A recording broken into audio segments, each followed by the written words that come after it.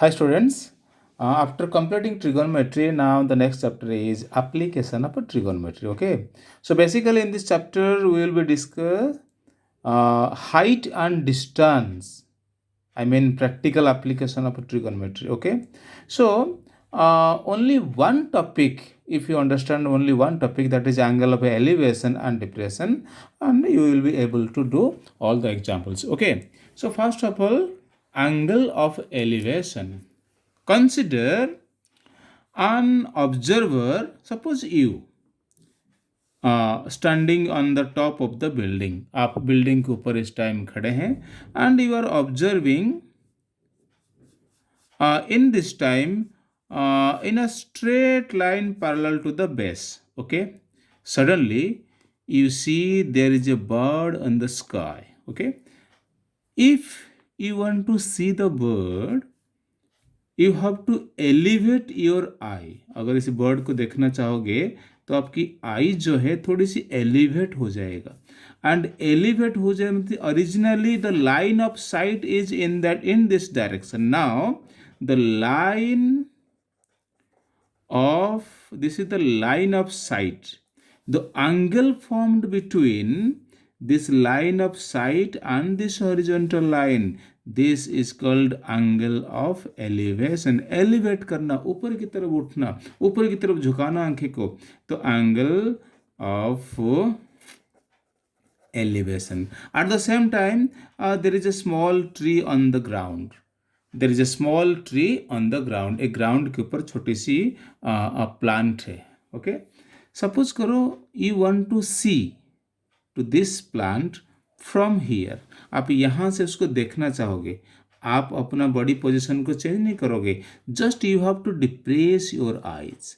आपका आंखों को थोड़ी सी डिप्रेस करना. So this angle is called, जो एंगल यहाँ पर फॉर्मेशन होगा, this is called angle of depression. Okay, so using angle of elevation and depression, application of trigonometry questions can be done. Okay, so now I'm giving some examples regarding this. Okay,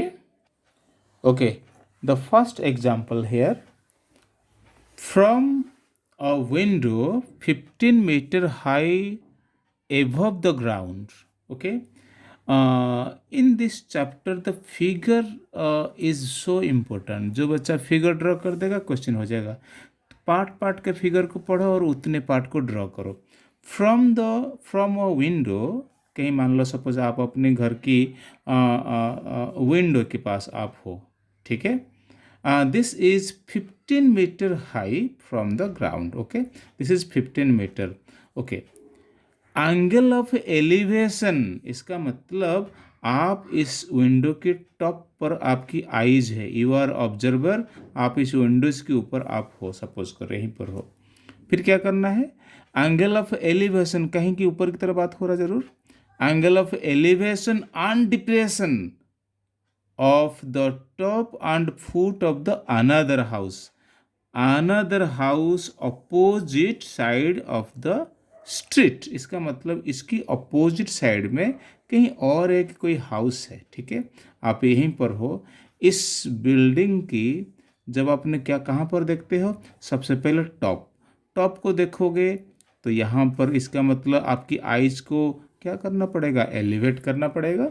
this is the angle of elevation. Okay, again फिर उस position पर आपने उस building को कहाँ देख रहे हो ना, बेस को देख रहे हो, बॉटम को देख रहे हो. ये आपका एंगल ऑफ डिप्रेशन. एंड दोनों एंगल आपके सामने गिवन है. ठीक है, so angle of elevation is 30 degree and depression is 45 degree. Okay, if figure एक बार ड्रॉ हो जाए तो इन क्वेश्चन बहुत ही सिंपल है. ठीक है, so first of all, if in this triangle, look at this triangle, in right triangle CD, suppose करो this नाम को मैं चेंज कर दिया, दिस EDC. अगर ये 45 है तो alternative interior angle, this angle also 45 degree. So very clear, C E is equal to 45 degree. So trigonometry में मैंने सबसे पहले बोला था हाइट एंड डिस्टेंस। इस क्वेश्चन में अगर मुझे ये परपेंडिकुलर मालूम है, अगर बेस मालूम पड़ जाएगा, तो फाइनली मुझे क्या फाइंड करना है? Height of the opposite side. मुझे ये बिल्कुल हाइट फाइंड करना है। तो मैं पार्ट पार्ट के बता देता हूँ। अगर ये सी डी 15 है तो ये बी सी ऑल्सो 15 हो जाएगा। तो बाकी रिमेनिंग और ए बी मुझे कहीं से मिल जाएगा तो काम हो जाएगा। तो सबसे पहले मैं इस वाला ट्रायंगल को उठा रहा हूँ, तो इससे क्या करूँगा ना, सी डी फाइंड कर दूंगा। ई डी है, सी डी चाहिए, परपेंडिकुलर है, बेस चाहिए। तो परपेंडिकुलर और बेस का रेशियो पता क्या होता है? Tan of theta equal to P by B. तो tan of theta, theta means क्या है? 45 degree. P by B, perpendicular इस टाइम आपका कौन सा है? ई डी, और बेस कौन सा है? आपका डी सी। तो टैन 45 आप जानते हो, टेबल देख लो, this is 1 and E D is 15 D C. यानी इसका मतलब हमको डीसी का लेंथ मिल गया, कितना है? 15 centimetre. So this is 15 centimetre. Metre जो भी क्वेश्चन में दे रखा है, this is 15 metre. Okay, so अगर दिस इज 15 मीटर है, सो डीसी अगर 15 है तो ओब्वियसली ईसी इज ऑल्सो 15। ठीक है, अब वेरी सिंपल। अब ये छोटी ट्रायंगल के पास पहुंच जाते हैं। कौन सा ट्रायंगल? ऊपर वाला triangle. In right triangle A B E, अगर वहाँ अगेन मैंने वही बात करूँगा, टैन ऑफ 30 डिग्री, क्योंकि यहाँ पर मुझे फाइनली ए बी चाहिए, बी सी तो मालूम है, तो ए बी मिल जाएगा, तो A B plus B C height of the house मिल जाएगा हमको। तो tan 30 equal to A B by A B, and tan 30 equal to 1 by √3 A B. We need AB, तो AB already found, that is 15. So AB equal to AB √3 AB √3 equal to 15 and AB equal to 15 by √3। अगर आप rationalise करेंगे, सो AB 15 into √3 and नीचे √3 into √3 ये 3 and this is total 5 √3. This is 5 √3. So this is 5 √3. Now therefore the height of the opposite side, the question मांगा था the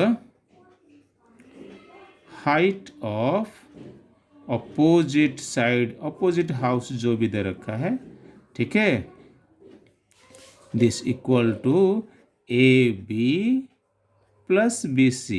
This means 5 √3 and 15 meter. If question में अगर √3 का value देता है तो यहाँ पर सब्सटीट्यूट करना है, otherwise you can leave from this answer. Okay, second one, the angle of elevation of a jet plane. कोई एरोप्लेन समझो, there is a jet plane flying on the sky. ठीक है, okay, from a point A, suppose you are on the ground, आप ground में खेल रहे हैं, किसी एक जगह पर, आप एक जगह पर खेल रहे हो। Suddenly you see there is a jet plane is flying. आप इसको देखोगे तो देखते वक्त आपकी आइज के साथ कुछ ना कुछ तो एंगल बन जाएगा ना। वो एंगल दे रखा है, angle of elevation, that is 30 degree. So this is flying jet, already flying with certain speed, तो every second it will cover lots of distance. तो यहाँ पर इस पोजिशन पे, मान लो बी पोजिशन पर है, question says after flight of 30 second, 30 second में ना जाने वो कितने आगे तक चले जाएगा। 30 सेकेंड में सपोज करो वो जाकर किसी आगे यहाँ पर पहुँच जाता है, 30 सेकेंड में सी जगह पर, तो एंगल क्या होगा? एंगल उससे धीरे धीरे क्या हो जाएगा?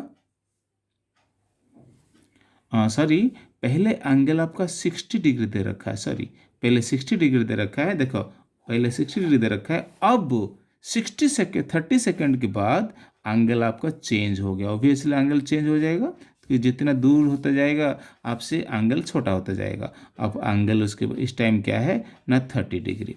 इतनी कंडीशन दे रखा है और साथ में दे रखा है कि जो फ्लाइट है वो एक कांस्टेंट हाइट पर फ्लाइंग कर रहा है। कांस्टेंट हाइट पर फ्लाइंग कर रहा है, कितना है ना 3600√3 मीटर। तो अगर इस हाइट सी डी का हाइट, ये मान लो ये सी और डी है, ये हाइट है, तो ये भी आपका वही हाइट हो जाएगा। अगर मैं यह नाम दे दूँ तो इसका मतलब 3600√3 ये भी हो जाएगा। इसका मतलब फाइंड क्या करना, finally speed of the jet plane, ये फाइंड करना है। देखो height of jet plane already given है, this is 36√3 metre. you can say चाहे BE लो इक्वल CD लो, ये सारे के सारे ये हाइट है, ठीक है। अब हम क्या करेंगे, फाइनली स्पीड फाइंड करेंगे। तो यहाँ पर हमको क्या दे रखा है, टाइम दे रखा है। अगर हमको ये BC का डिस्टेंस मिल जाएगा, टाइम दे रखा है, डिस्टेंस अगर मिल जाएगा तो ऑब्वियसली स्पीड आ जाएगा। So now come to this triangle. हम क्या करेंगे ना, BEA इस ट्रायंगल से सबसे पहले हम AE को फाइंड कर सकते हैं। क्यों, हमें परपेंडिकुलर दे रखा है और एंगल भी गिवन है, तो AE मालूम हो जाएगा। उसके बाद हमने ये बड़े ट्रायंगल को यूज़ करेंगे। कैसे सोचेंगे, देखो थिंकिंग प्रोसेस। फिर बड़े ट्रायंगल में से क्या करेंगे, ये सब परपेंडिकुलर है, ठीक है, क्योंकि हाइट दे रखा है। तो इसमें से हमको ये परपेंडिकुलर मालूम है, तो ये हाइट लेंथ आ जाएगा। तो इस लेंथ में से ये माइनस होगा तो हमको ED आ जाएगा। तो ED आते ही तो समझो BC आ गया। तो BC का लेंथ आते ही समझो डिस्टेंस हो गया, टाइम दे रखा है तो स्पीड अपने आप आ जाएगा, ठीक है। सो हम जल्दी जल्दी कर रहे हैं टाइम के according. BEA in triangle BEA अगर मैं कहूँगा tan 60 this equal to BE by AE। tan 60 this is √3, BE already 3600√3 और AE अभी फाइंड होगा, ठीक है। So √3 AE is equal to 3600√3। तो √3 cancel out, so AE √3 cancel हो जाएगा, दिस इक्वल टू 3600। AE आपको मिल गया 3600 मीटर। ओके, लास्ट में लिखेंगे। अब come to triangle, right triangle. In right triangle ADC, अब ऑलरेडी बता चुका हूँ क्या करना है। So tan 30 degree is equal to tan 30 degree perpendicular by base, this means CD by AD। CD is 3600√3 and AD. So this is 1 by √3, 3600√3 AD. Okay, just cross multiply. AD equal to 3600√3 into √3. This is by multiplying 10800 metre. Okay, so AD का length हमको मिल चुका है। तो therefore अब क्या करेंगे, ना ED equal to AD minus AE। This means 10800 minus 36, and this is 7200 meter. Okay, so now this is also BC equal to 7200 metre. आपको BC का लेंथ मिल गया, डिस्टेंस मिल गया। इसका मतलब 30 सेकेंड में आपका जेट प्लेन B से C तक पहुंचा है, तब तक 7200 मीटर कवर कर गया। अब बड़ी आराम से आपने क्या फाइंड कर सकते हो, स्पीड फाइंड कर सकते हो। तो speed equal to distance by time. So distance आपका 72 मीटर एंड टाइम आपका 30 second. By cancelling you will get this is 864 meter per second. Okay, so the last one, something different. A vertical tower stands on a horizontal plane. जितना आप पढ़ते हो उसको आपको figure में दिखाना है पहले. अ वर्टिकल टावर, एक टावर है, वर्टिकल टावर है, ये एक टावर है, एक प्लेन के ऊपर है, and is surmounted by a vertical flag staff. इसके ऊपर फिर एक सरमाउंटेड, इसके ऊपर और एक फ्लैग स्टाफ है. ठीक है, ओके. फिर क्या कहता है, देखो, the angle of elevation of the bottom and top of the flagstaff are alpha and beta. कहाँ से? at a point on the plane. जब इस टाइप के क्वेश्चन करते हैं, दो कीवर्ड है, एक होता है फ्रॉम, एक होता है ऑफ. ध्यान रखना एंगल कहाँ से शुरू होकर कहाँ तक पहुँचता है. ठीक है, कहता है कि ग्राउंड में एक पॉइंट कोई है, at a point on the plane, plane के ऊपर एक पॉइंट है. यहाँ पर आप खड़े होकर क्या देख रहे हो ना, इस फ्लैग स्टाफ को देख रहे हो. When we see the bottom of the flag staff, flag staff के बॉटम को देखोगे तो ये आपका एंगल ऑफ एलिवेशन है. फिर फ्लैग के टॉप को देखोगे, आपकी आई साइड कहाँ है आपका, आप ऑब्जर्वर जहाँ पर है वहाँ पर एक आई मार्क कर देना, आप यहीं से देख रहे हो. ठीक है, जब फ्लैग स्टाफ को टॉप को देख रहे हो, बी पॉइंट को देख रहे हो, तो आपकी एंगल इस टाइम देखो, the angle of elevation of the bottom and top are alpha and beta. सब कुछ अननोन चल रहा है. जो बॉटम को देख रहे हो, नीचे वाला हिस्सा को जो देख रहे हो, तब आपको फॉर्मेशन अल्फा हो रहा है. अब जो टॉप को देख रहे हो तो आपका एंगल ये बन रहा है, बीटा एंगल बन रहा है. ठीक है, फिर स्टार्टिंग में दे रखा है कि क्या दे रखा है ना, the vertical tower stand on the horizontal plane. ठीक है, surmounted by a vertical flag staff of height H. जो फ्लैग स्टाफ है उसका हाइट एच दे रखा है. ओके, ठीक है. अच्छा, तो हम फाइंड क्या करेंगे, prove that the height of the tower, the height of the tower, tower कौन सा है, ये आपका टावर है, C D is the tower. इसकी हाइट ही आपको फाइंड करना है, ये वाला एक्स. मैं कल ले लेता हूं, let the height of tower, let the height of tower be X metre. हमको ये एक्स ही फाइंड करना. ओके, बाकी हमको क्या दे रखा है, ये अल्फा बीटा. इसका मतलब टू प्रूव, ये देखने में ऐसा लग रहा है बल्कि ये इजी है. मतलब हाइट ऑफ द टावर क्या फाइंड करना है, एच टैन अल्फा और tan beta minus tan alpha. जो यहाँ पर दे रखा है वो चीज़ देखो किस ट्रायंगल पे है और वो फाइंड करके यहाँ लिखते जाओ. कुछ नहीं, बहुत सिंपल. आपको टैन अल्फा चाहिए, टैन बीटा चाहिए, इनको देखो कौन सा ट्रायंगल में अल्फा है, चलो टैन अल्फा फाइंड करते हैं. कौन सा ट्रायंगल में बीटा है, चलो टैन बीटा फाइंड कर लेते हैं. फिर tan beta minus tan alpha कर देना. देखो घूम फिर के एक्स इक्वल टू दिस मिल जाएगा. आप जस्ट देखना आपको. ठीक है, सबसे पहले अल्फा. ठीक है, प्रूफ मैं यहाँ पर कर रहा हूँ. ठीक है, अल्फा मीन्स क्या है ना, इन राइट ट्रायंगल, कौन सा राइट ट्रायंगल में है ना, C D A. C D A अगर मैं इसमें टैन अल्फा की बात करूंगा तो perpendicular by base, perpendicular by base means क्या है, C D by D A, C D by D A. This means, अच्छा चलो मैं लिख लेता हूँ इसको, यहाँ पर एक्स लिख लेता हूँ और डी ए तो आपका डी ए है. सो यहाँ पर क्या हो जाएगा ना, इसको क्रॉस मल्टीप्लाई कर लेता हूँ या ऐसे लिख रहने देता हूँ कि tan alpha equal to X by D A. ठीक है, इसको मैं इक्वेशन 1 बनाकर रख लेता हूँ. ठीक है, ओके. सो उसके बाद क्या कहा था मैंने, टैन बीटा.